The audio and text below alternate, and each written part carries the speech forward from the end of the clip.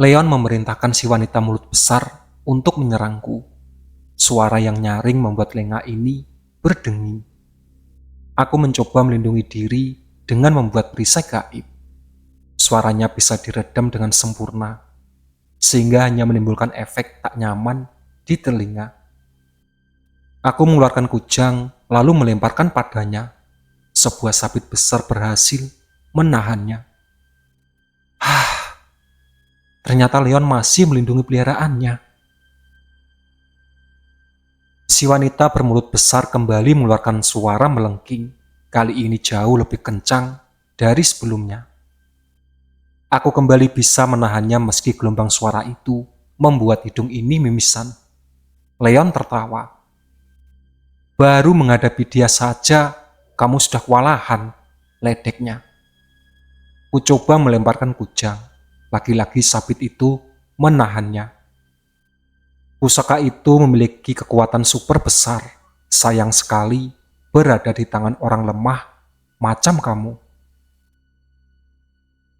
Leon meraba sesuatu yang membuat tubuhku tak bisa bergerak. Apa yang terjadi kalau dia berteriak tepat di muka kamu? Wanita bermulut besar berjalan mendekat, membuat jarak kami tersisa sejengkal saja. Ia membuka mulutnya lebar-lebar, bahkan saking lebarnya, rahang bagian bawahnya sampai menyentuh tanah. Selamat tinggal Albi, ucap Leon. Hahaha, bruk. Wanita bermulut besar itu tiba-tiba terpental ke samping.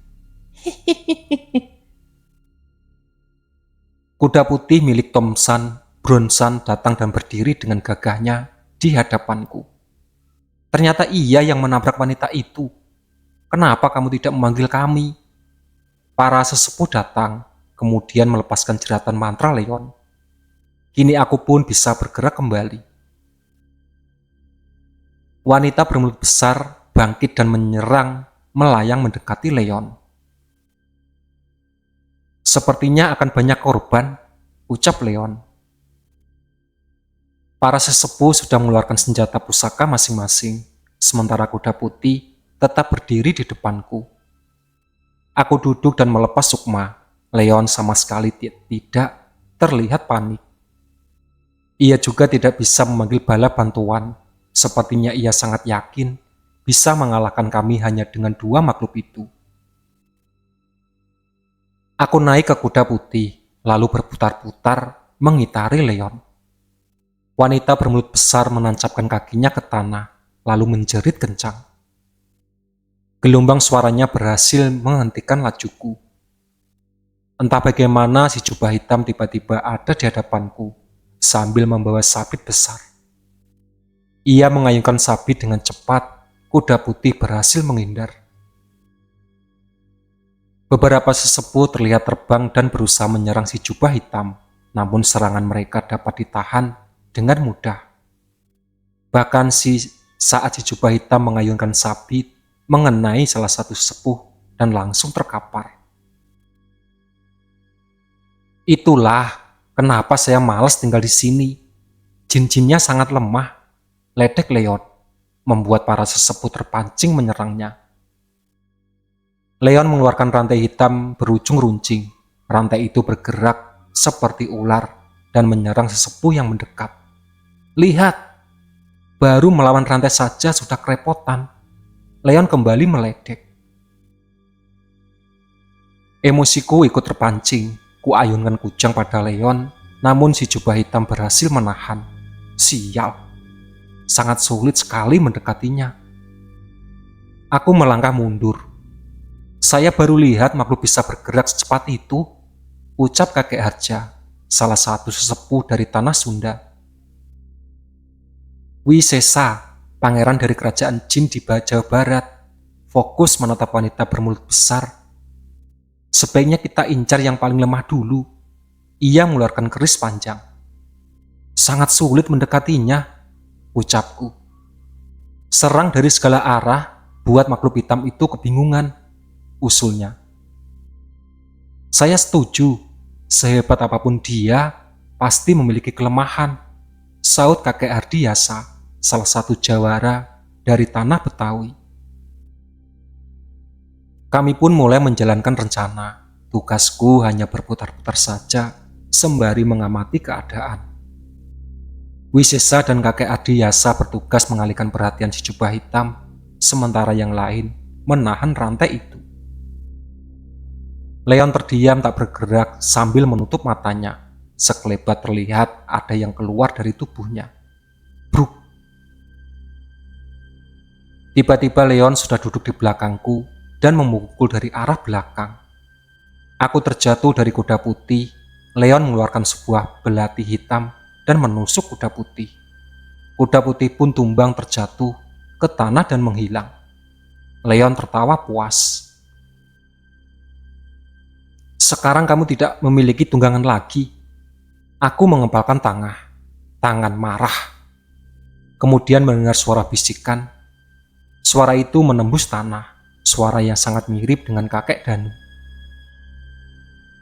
Aku memikirkan maksud dari kata-kata itu. Satu-satu celah untuk menyerang wanita bermulut besar melalui dalam tanah. Namun mata Leon terus memperhatikanku. Jika bergerak sekarang, ia pasti akan mengetahuinya. Aku berpura-pura kembali ke tubuh. Leon pun melakukan hal yang sama.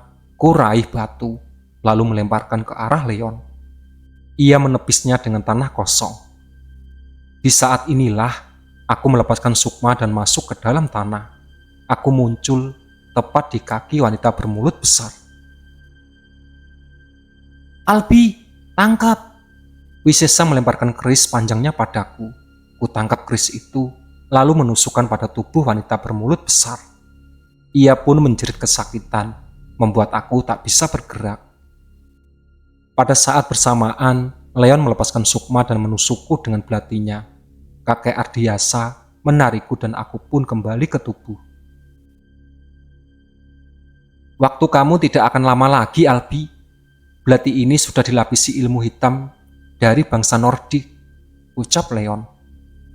Perut ini terasa sangat sakit. Darah berwarna hitam keluar dari mulutku. Leon tertawa.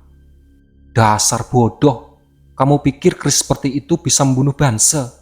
Ucap Leon. Bukannya kerisnya yang dapat membunuh, tapi ajian yang melapisinya, balas Wisesa. Tak lama Banse terlihat melemah. Ia menjerit sebelum tubuhnya tumbang. Aku tersenyum sambil mengusap darah di sudut mulut. Satu sama, ucapku. Sukses membalaskan dendam kuda putih. Leon mengamuk lalu merintahkan si jubah merah untuk menghabisiku. Sekarang rasakan kemarahan dari White. White melepaskan sarung tangan. Terlihat telapak tangannya yang berbentuk tengkorak. Para sesepuh bergerak mundur dan berdiri melindungiku. Kakek Harja mendapat serangan dari White dan tersungkur ke tanah. Wisesa mencoba menebas dengan kerisnya. Tapi White menghilang. Satu persatu sesepuh berhasil dikalahkan hingga tersisa Wisesa dan kakek Adiyasa. Cepat pergi dari sini. Aku tak mau kedua tumbang di tangan White. White muncul di samping Wisesa lalu mengayunkan sabit besar. Wisesa berhasil menahannya dengan keris panjang lalu melompat mundur. Kakek Adiyasa merapal ajian untuk mengikat White. Hanya hitungan detik, ikatannya berhasil dilepas. White mencakar kakek Adiyasa pada bagian wajah. Bekas itu terlihat menghitam. Semua bagian tubuh dari White merupakan parasit. Sebentar lagi, dia akan mati, ucap Leon. Kakek Adiyasa menoleh padaku, lalu mengulurkan tangannya. Pakai energi ini dengan sebaik mungkin, ucapnya sebelum menghilang. Kegunaan energi itu untuk mengirim Wisesa kembali ke kerajaannya. Cukup sudah semua pengorbanan mereka, biar aku menghadapi Leon sendirian. Hahaha. Sudah diambang kematian masih saja memikir makhluk rendahan macam mereka. Leon melangkah mendekat, sembari merampal mantra. Mantra yang membuat perut ini melilit. Aku mencoba menahannya, tapi rasa sakit semakin menjadi-jadi. Anggota sekte menjuluki saya sang pengendali sukma. Dengan mengendalikan sukma, saya bisa bebas melakukan apa saja pada tubuh target. Ya, seperti yang dilakukan oleh zaman dahulu. Orang yang menggunakan boneka voodoo, bedanya saya tidak memerlukan boneka, cukup menggunakan pikiran saja. Leon berdiri di depanku dan mengangkat dahuku. Gimana rasanya kehilangan kendali atas tubuhmu? Tanyanya. Biasa saja, balasku. Leon mengembangkan senyum. Jantung ini berdebar kencang hingga menimbulkan rasa nyeri yang teramat sangat. Sebentar lagi, kamu akan mengalami serangan jantung, ucapnya. Aku merasa meremas dada bagian kiri. Kepala ini sudah lagi pusing, nafas pun terasa berat. Perlahan kesadaranku berkurang. Dah! Ada suara ledakan, sama terlihat ada tembok emas yang menancap di depanku. Leon terlihat melangkah mundur, kembali di dekat bongkahan batu itu. Kakek Danu, ucapku pelan. Kenapa kamu tidur di tanah, Bi? Kakek Danu malah tersenyum. Itulah sahabat cerita dari Sekte Para Pencari Tumbal. Ditunggu part selanjutnya.